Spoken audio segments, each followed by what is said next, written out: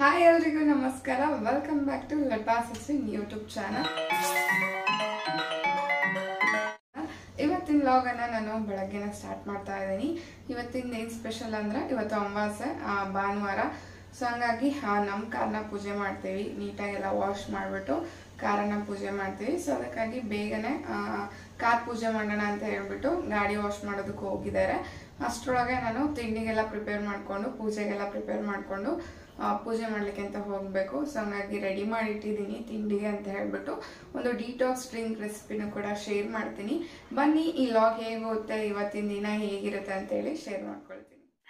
ಬೆಳಗ್ಗೆನೆ ಎದ್ದ ತಕ್ಷಣ ಖಾಲಿ ಹೊಟ್ಟೆಗೆ ಒಂದು ಏನಾದರೂ ಡ್ರಿಂಕ್ ಕುಡಿದ್ರೆ ತುಂಬಾನೇ ಎನರ್ಜಿ ಆಗಿ ಫ್ರೆಶ್ ಆಗಿ ಇರೋದಕ್ಕೆ ತುಂಬಾನೇ ಹೆಲ್ಪ್ ಮಾಡುತ್ತೆ. ಸೊ ಹಂಗಾಗಿ ನಾನು ಇಲ್ಲಿ ಒಂದು ಡಿಟಾಕ್ಸ್ ಡ್ರಿಂಕ್ ಮಾಡ್ಕೊಳ್ತಾ ಇದ್ದೀನಿ. ಇದಕ್ಕೆ ರಾತ್ರಿನೇ ನೆನೆಸಿಟ್ಟಂತ ಸಬ್ಜಾ ಸೀಡ್ಸ್ ಅಂದ್ರೆ ಕಾಮ ಕಸ್ತೂರಿ ಬೀಜನ ಒಂದೆರಡು ಗ್ಲಾಸ್ಗೆ ಸೇರಿಸ್ಕೊಂಡು ನಂತರ ಸ್ವಲ್ಪ ನಿಂಬೆಹಣ್ಣಿನ ರಸವನ್ನ ಸೇರಿಸಿ ಚಿಟಕಿಯಷ್ಟು ಉಪ್ಪನ್ನ ಸೇರಿಸಿದ್ರೆ ಕುಡಿಯೋದಕ್ಕೂ ಕೂಡ ತುಂಬಾ ಟೇಸ್ಟಿ ಆಗಿರುತ್ತೆ. ನಂತರ ನಿಮ್ಗೆ ಬೇಕಾಗುವಷ್ಟು ನೀರನ್ನ ಸೇರಿಸ್ಕೊಂಡು ನೀವು ಕುಡಿಬಹುದು. ಈ ಡ್ರಿಂಕ್ ಅಲ್ಲಿ ಇರುವಂತ ನಿಂಬೆಹಣ್ಣಲ್ಲಿ ಹೇರಳವಾಗಿ ವಿಟಮಿನ್ ಸಿ ಇರೋದ್ರಿಂದ ನಮ್ಮ ಸ್ಕಿನ್ ಅನ್ನ ಹೆಲ್ತಿಯಾಗಿ ಹಾಗೇನೆ ಬ್ರೈಟ್ ಆಗಿ ಇಡ್ಲಿಕ್ಕೂ ಕೂಡ ತುಂಬಾನೇ ಹೆಲ್ಪ್ ಆಗುತ್ತೆ.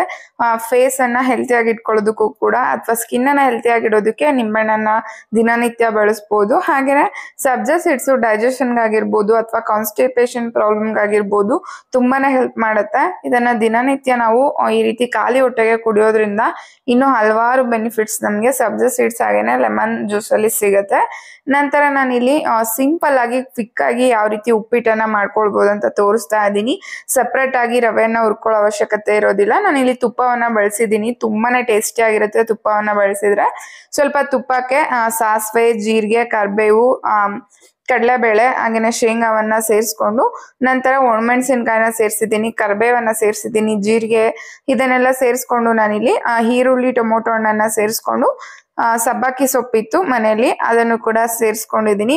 ತುಂಬಾನೇ ಟೇಸ್ಟಿ ಆಗಿರುತ್ತೆ ಈ ಸಬ್ಬಕ್ಕಿ ಸೊಪ್ಪನ್ನ ಸೇರಿಸ್ಕೊಂಡ್ರೆ. ನಾನಿಲ್ಲಿ ರವೆನ ಸಪ್ರೇಟ್ ಆಗಿ ಹುರ್ಕೊಳ್ತಾ ಇಲ್ಲ. ನಮ್ಮ ಮಕ್ಳಿಗೆಲ್ಲ ಲಂಚ್ ಬಾಕ್ಸ್ಗೆ ಅಥವಾ ಬ್ರೇಕ್ಫಾಸ್ಟ್ಗೆ ಮಾಡ್ಕೊಳ್ಳುವಾಗ ಸಪ್ರೇಟ್ ಆಗಿ ಹುರ್ಕೊಳ್ಳೋ ಅಷ್ಟು ಟೈಮ್ ಇರೋದಿಲ್ಲ. ಸೊ ಹಂಗಾಗಿ ನೀವು ಇದೇ ರೀತಿ ಟೊಮೊಟೊ, ಈರುಳ್ಳಿ ಹಾಕ್ದಾಗ್ಲೇನೆ ಹುರ್ಕೊಂಡು ನಾನಿಲ್ಲಿ ಸ್ವಲ್ಪ ಸಬ್ಬಕ್ಕಿ ಸೊಪ್ಪನ್ನ ಸೇರಿಸ್ಕೊಂಡು ನಂತರ ರುಚಿಗೆ ತಕ್ಕಷ್ಟು ಉಪ್ಪನ್ನ ಸೇರಿಸಿ ಅವರೆಕಾಳನ್ನ ಬೇಯಿಸ್ಕೊಂಡು ಒಂದು 2 ವಿಷಲ್ ತೆಗೆಸ್ಕೊಂಡು ಸೇರಿಸ್ಕೊಂಡಿದ್ದೀನಿ. ಸ್ವಲ್ಪ ತೆಂಗಿನಕಾಯಿ ತುರಿ, ಟೊಮೊಟೊ ಹಣ್ಣನ್ನು ಸೇರಿಸಿದೆ. ಸೊ ಹಂಗಾಗಿ ಸ್ವಲ್ಪ ನಿಂಬೆಹಣ್ಣಿನ ರಸ ಹಾಗೇನೆ ನೀರನ್ನ ಸೇರಿಸ್ಬಿಟ್ಟು ಇದನ್ನ ಕುದಿಯೋದಕ್ಕೆ ಒಂದು 4 ರಿಂದ 5 ನಿಮಿಷ ಚೆನ್ನಾಗಿ ಮೀಡಿಯಂ ಫ್ಲೇಮ್ ಅಲ್ಲಿ ಕುದಿಸ್ಕೊಂಡ್ರೆ ಟೇಸ್ಟಿಯಾದ ಉಪ್ಪಿಟ್ಟು ಒಂದೇ ಪಾತ್ರೆಯಲ್ಲಿ ಮಾಡ್ಕೊಳ್ಬಹುದು.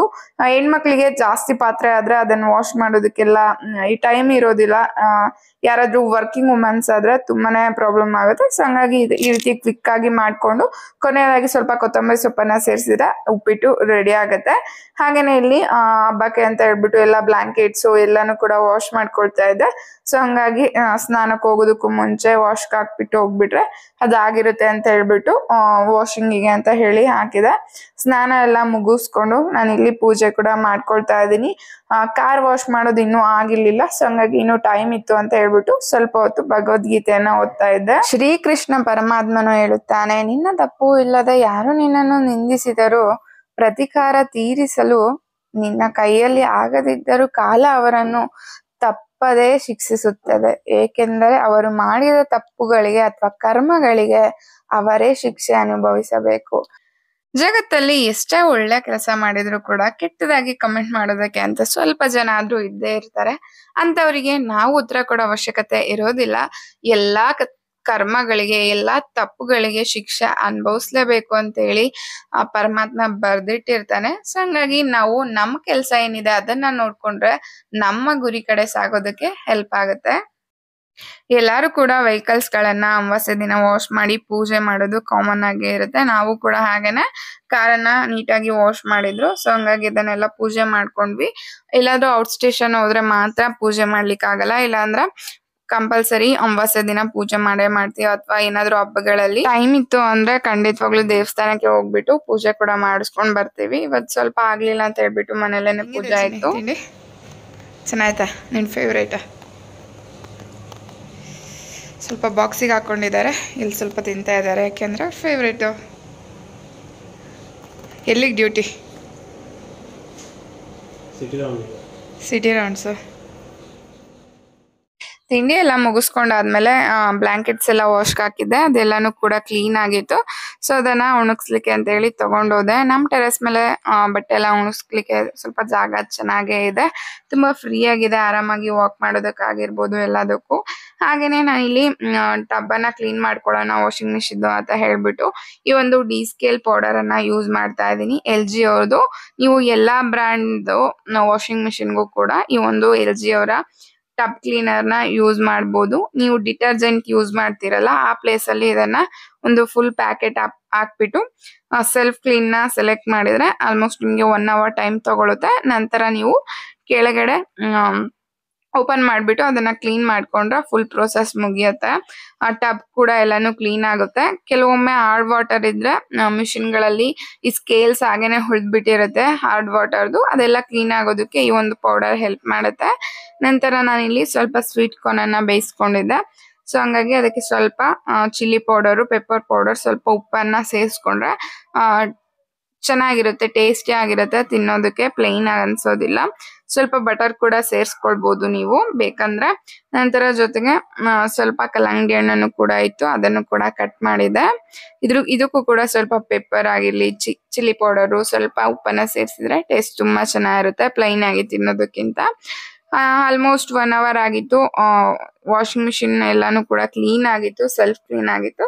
ಸೊ ಅದನ್ನು ಕೂಡ ನಾನು ಇಲ್ಲಿ ಓಪನ್ ಮಾಡ್ತಾ ಇದ್ದೀನಿ. ಕೆಳಗಡೆ ಕೊಟ್ಟಿರುವಂತ ಈ ಒಂದು ಪಾಯಿಂಟ್ ಅಲ್ಲಿ ನೀವು ಈ ಒಂದು ಕ್ಯಾಪ್ ಅನ್ನ ಓಪನ್ ಮಾಡಿದ್ರೆ ಸ್ವಲ್ಪ ಒಂದು 1/2 ಲೀಟರ್ ಅಷ್ಟು ನೀರ್ ಬರುತ್ತೆ. ನಂತರ ನೀವು ಅದನ್ನ ಕ್ಲೋಸ್ ಮಾಡಿದ್ರೆ ಆಯ್ತು. ಕೆಲವೊಮ್ಮೆ ಜಿಪ್ ಇದು ಪ್ಯಾಂಟ್ ಜಿಪ್ ಆಗಿರ್ಬೋದು ಅಥವಾ ಶರ್ಟ್ ಬಟನ್ ಗಳಾಗಿರ್ಬೋದು, ಕೆಲವೊಮ್ಮೆ ಹಾಗೇನೆ ಉಳ್ಕೊಂಡ್ರೆ ಈ ಒಂದು ಕ್ಲೀನ್ ಮಾಡಿದಾಗ ಈ ಒಂದು ಪಾಯಿಂಟ್ ಅಲ್ಲಿ ನಿಮ್ಗೆ ಸಿಗುತ್ತೆ ಕೆಳಗಡೆ. ನೀವು ಅದನ್ನ ಕೈ ಇಟ್ಬಿಟ್ಟು ಚೆಕ್ ಮಾಡ್ಬೇಕು, ಏನಾದ್ರು ಬಂದಿದ್ಯಾ ಜಿಪ್ಸ್ ಏನಾದ್ರು ಅಥವಾ ಬಟನ್ಸ್ ಏನಾದ್ರು ವೇಸ್ಟ್ ಅಂದ್ರೆ ತೆಗೆದ್ಬಿಟ್ಟು ನೀವು ಹಾಗೇನೆ ಕ್ಲೀನ್ ಮಾಡ್ಕೊಳ್ಬಹುದು. ಇದನ್ನ ಒಂದು ಮ್ಯಾಟ್ ಆದ್ರೂ ಹಾಕ್ಬೋದು ಅಥವಾ ಈ ರೀತಿ ಪ್ಲೇಟ್ ಅನ್ನ ಇಟ್ಕೊಂಡು ಕ್ಲೀನ್ ಮಾಡ್ಕೊಳ್ಬೇಕು. ಈ ರೀತಿ ಮಾಡೋದ್ರಿಂದ ವಾಷಿಂಗ್ ಮಿಷಿನ್ ಕೂಡ ಡ್ಯೂರಬಿಲಿಟಿ ಚೆನ್ನಾಗಿ ಬರುತ್ತೆ. ನಾನಿಲ್ಲಿ ಯೂಸ್ ಮಾಡಿರುವಂತ LG ಅವರ ಡಿ ಸ್ಕೇಲ್ ಪೌಡರು ನಿಮ್ಗೆ ಆನ್ಲೈನ್ ಅಲ್ಲೂ ಕೂಡ ಸಿಗುತ್ತೆ. ಅಮೆಝಾನ್ ಲಿಂಕ್ ಅನ್ನ ಕೊಟ್ಟಿರ್ತೀನಿ, ಅಥವಾ ಡಿ ಸ್ಕೇಲ್ ಪೌಡರ್ ಅಂತ ನೀವು ಸರ್ಚ್ ಮಾಡಿದ್ರೆ ನಿಮ್ಗೆ ಸಿಕ್ಬಿಡುತ್ತೆ. ಈ ಬ್ರ್ಯಾಂಡ್ ನೀವು ಎಲ್ಲಾ ವಾಷಿಂಗ್ ಮಿಷಿನ್ ಗಳಿಗೂ ಕೂಡ ಯೂಸ್ ಮಾಡಬಹುದು. ನಿಮ್ಗೆ ಏನಾದ್ರು ಬೇಕಿತ್ತು ಅಂದ್ರೆ ಖಂಡಿತವಾಗ್ಲೂ ಡಿಸ್ಕ್ರಿಪ್ಷನ್ ಅಲ್ಲಿ ಲಿಂಕ್ ಕೊಟ್ಟಿರ್ತೀನಿ, ಒಮ್ಮೆ ಚೆಕ್ ಮಾಡಿ. ಎಲ್ಲಾನು ಕೂಡ ಕ್ಲೀನ್ ಆದ್ಮೇಲೆ ಈ ರೀತಿ ಬೆಲ್ಟ್ ಇರುತ್ತೆ ಅಲ್ವಾ, ಅದನ್ನು ಕೂಡ ಒಮ್ಮೆ ಚೆಕ್ ಮಾಡ್ಕೊಳ್ಬೇಕು. ಏನಾದ್ರೂ ಗಲೀಜು ಉಳ್ಕೊಂಡಿದ್ರೆ ಅದನ್ನು ಕೂಡ ತೆಗೆದು ನಾವು ಕ್ಲೀನ್ ಮಾಡ್ಕೊಳ್ಬೇಕಾಗತ್ತೆ. ನನ್ನ ಹಸ್ಬೆಂಡ್ ಕೂಡ ಬಂದ್ರು, ಅವರಿಗೆ ಸ್ವೀಟ್ ಕಾರ್ನ್ಗೆ ಬಟರ್ ಸೇರಿಸಿದ್ರೆ ತುಂಬಾನೇ ಇಷ್ಟ ಆಗುತ್ತೆ. ಊರಿಂದ ತಗೊಂಡ್ ಬಂದಂತ ಬೆಣ್ಣೆ ಹಾಗೇನೆ ಇತ್ತು, ಸೊ ಹಂಗಾಗಿ ಸೇರಿಸ್ಕೊಂಡು ತಿಂತಾ ಇದ್ರು. ಅವ್ರಿಗೆ ಈ ರೀತಿ ಸ್ಪೆಷಲ್ ಆಗಿ ಏನಾದ್ರು ಮಾಡ್ಕೊಂಡ್ರೆ ತುಂಬಾ ಇಷ್ಟ ಆಗುತ್ತೆ. ಟೇಸ್ಟ್ ಹೆಂಗೈತೆ ಚಿನ್ನಿ?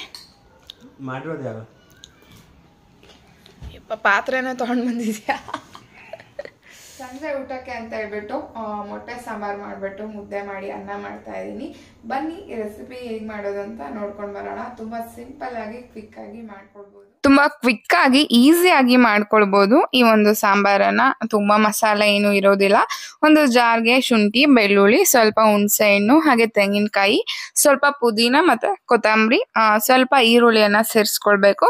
ನಂತರ ಒಂದು ಟೊಮೊಟೊ ಹಣ್ಣನ್ನ ಸೇರಿಸ್ಕೊಂಡಿದೀನಿ. ನಂತರ ಸ್ವಲ್ಪ ಚಿಕನ್ ಮಸಾಲ, ಗರಂ ಮಸಾಲ ಎರಡು ಕೂಡ ಸೇರಿಸ್ಕೊಳ್ಬೇಕು. ಟೇಸ್ಟ್ ತುಂಬಾನೇ ಚೆನ್ನಾಗಿ ಬರುತ್ತೆ. ಮನೆಯಲ್ಲೇ ಮಾಡಿದಂತ ಸ್ವಲ್ಪ ಸಾಂಬಾರ್ ಪುಡಿ ಹಾಗೇನೆ ಸ್ವಲ್ಪ ಖಾರದ ಪುಡಿಯನ್ನ ಸೇರಿಸ್ಕೊಳ್ಳಿ. ನಂತರ ಸ್ವಲ್ಪ ಕೊತ್ತಂಬರಿ ಕಾಳನ್ನ ಸೇರಿಸ್ಕೊಳ್ತಾ ಇದ್ದೀನಿ. ನಮ್ಮ ಮನೆಯಲ್ಲಿ ಮಾಡಿದಂತ ಸಾಂಬಾರ್ ಪುಡಿ ಸ್ವಲ್ಪ ಸ್ಟ್ರಾಂಗ್ ಆಗಿದೆ, ಸೊ ಹಂಗಾಗಿ ಸ್ವಲ್ಪ ಕೊತ್ತಂಬರಿ ಪುಡಿಯನ್ನ ಸೇರಿಸ್ಕೊಂಡು ಅಥವಾ ಕೊತ್ತಂಬರಿ ಕಾಳನ್ನ ಸೇರಿಸ್ಕೊಂಡು ನಡೆಯುತ್ತೆ. ನಂತರ ಒಗ್ಗರಣೆಗೆ ಸ್ವಲ್ಪ ಎಣ್ಣೆ, ಸಾಸಿವೆನ ಸೇರಿಸ್ಕೊಂಡು ಸಾಸಿವೆ ಸಿಡಿದ್ಮೇಲೆ ಸ್ವಲ್ಪ ಕರಿಬೇವು, ನಂತರ ಈರುಳ್ಳಿಯನ್ನ ಸೇರಿಸ್ಕೊಂಡು ಪೇಸ್ಟ್ ಮಾಡಿ ಇಟ್ಕೊಂಡಂತ ಈ ಮಸಾಲೆಯನ್ನು ಕೂಡ ಸೇರಿಸ್ಕೊಂಡು ಬೇಕಾದಷ್ಟು ನೀರನ್ನ ಸೇರಿಸಿ ರುಚಿಗೆ ತಕ್ಕಷ್ಟು ಉಪ್ಪನ್ನ ಸೇರಿಸ್ಕೊಳ್ಳಿ. ನಾನು ಇಲ್ಲಿ ಕಲ್ಲುಪ್ಪನ್ನ ಬಳಸಿದ್ದೀನಿ, ಟೇಸ್ಟ್ ತುಂಬಾ ಚೆನ್ನಾಗಿ ಬರುತ್ತೆ.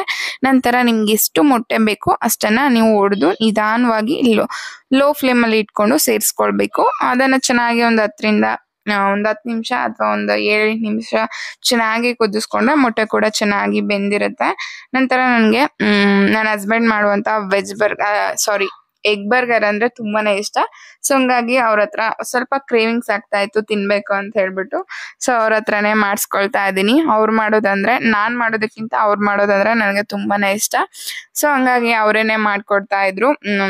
ತುಂಬಾನೇ ಖುಷಿಯಾಗೇನೆ ಮಾಡ್ಕೊಡ್ತಾರೆ. ನನಗೂ ಕೂಡ ತುಂಬಾ ಇಷ್ಟ ಆಗುತ್ತೆ. ಸೊ ಒಂದೇ ಒಂದ್ ಮಾಡಿದೆ, ಯಾಕೆಂದ್ರೆ ಊಟ ಮಾಡ್ಬೇಕಿತ್ತು. ಮತ್ತೆ ಊಟ ಮಾಡ್ಲಿಕ್ಕೆ ಆಗಲ್ಲ ಅಂತ ಹೇಳ್ಬಿಟ್ಟು ಒಂದೇ ಒಂದ್ ಮಾಡಿಸ್ಕೊಂಡಿದ್ದೆ. ಸೊ ಅವ್ರಿಗೂ ಕೂಡ ಟೇಸ್ಟ್ ಮಾಡ್ಲಿಕ್ಕೆ ಅಂತ ಹೇಳಿ ಕೊಡ್ತಾ ಇದ್ದೆ. ಪೂರ್ತಿ ಅವರೇನೆ ತಿನ್ಕೊಂಡ್ಬಿಟ್ರು ಟೇಸ್ಟ್ ಮಾಡ್ತೀನಿ ಅಂತ ಹೇಳ್ಬಿಟ್ಟು. ನಂತರ ನಾವಿಲ್ಲಿ ಎಲ್ಲಾನು ಕೂಡ ತಿನ್ಕೊಂಡು ಸ್ವಲ್ಪ ಸೆಟ್ ಮಾಡೋದಿತ್ತು, ಎಲ್ಲಾನು ಕೂಡ ವಾಶ್ ಮಾಡಿದೆ. ಸೊ ಅದನ್ನೆಲ್ಲ ಸೆಟ್ ಮಾಡ್ಕೊಂಡು ಊಟನು ಕೂಡ ಮುಗಿಸ್ಕೊಂಡ್ವಿ. ಅನ್ನ ಸಾಂಬಾರ್ ಮುದ್ದೆ ಸೂಪರ್ ಕಾಂಬಿನೇಷನ್ ಆಗಿರುತ್ತೆ. ಮೊಟ್ಟೆ ಸಾಂಬಾರ್ ಜೊತೆ ಮುದ್ದೆ ಮಾಡ್ಕೊಂಡ್ರೆ ಟೇಸ್ಟ್ ತುಂಬಾನೇ ಚೆನ್ನಾಗಿರುತ್ತೆ. ಓಕೆ, ಈ ಲಾಗನ್ನ ಇಲ್ಲೇನೆ ಎಂಡ್ ಮಾಡ್ತೀನಿ. ನಿಮ್ಗೇನಾದ್ರೂ ಇಷ್ಟ ಆಗಿದ್ರೆ ಖಂಡಿತವಾಗೂ ಸಬ್ಸ್ಕ್ರೈಬ್ ಆಗಿ, ಹಾಗೇನೆ ನಿಮ್ಮ ಫ್ರೆಂಡ್ಸ್ ಅಂಡ್ ಫ್ಯಾಮಿಲಿಗೂ ಕೂಡ ಶೇರ್ ಮಾಡಿ, ಅವ್ರಿಗೂ ಕೂಡ ಇಷ್ಟ ಆಗ್ಬೋದು. ಈ ವಿಡಿಯೋನ ಇಲ್ಲೇನೆ ಎಂಡ್ ಮಾಡ್ತಾ ಇದ್ದೀನಿ. ನೆಕ್ಸ್ಟ್ ವಿಡಿಯೋದಲ್ಲಿ ಸಿಗೋಣ. ಅಲ್ಲಿವರೆಗೂ ನಮಸ್ಕಾರ. ಕರಿನಾಡು.